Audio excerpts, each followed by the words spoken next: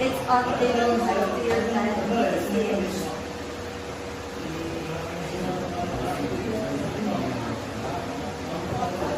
May I have your name and room number?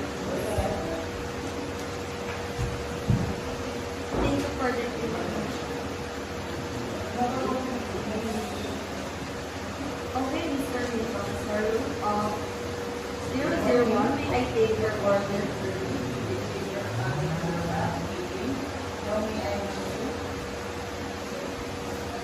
Would you like a bread or how about something to go with it?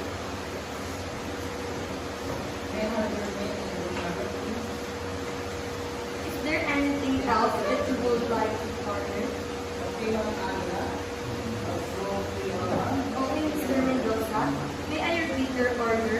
Your order is for rice, milk, and drink. Is that correct?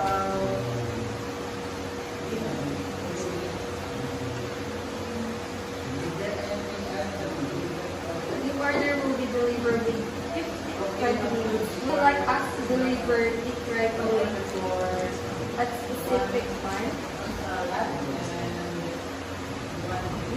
The total amount of bill is 750 pesos. Are you paying in cash or card in your room? Alright, sir. How much bill do you need change for?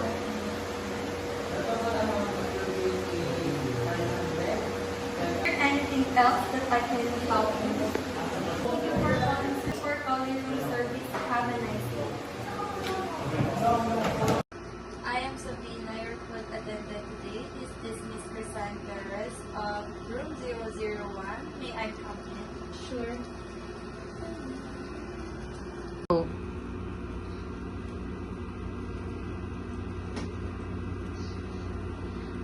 Do you want me to set your table or leave it to the tray?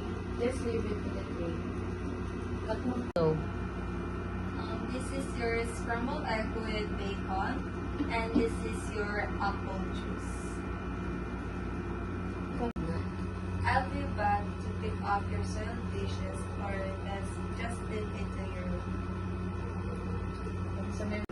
Do you want me to open your curtain to brighten up your room? No thanks. Here's your bill, ma'am. Can you sign it?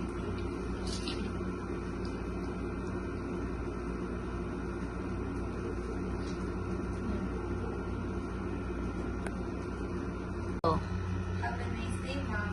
Thank you.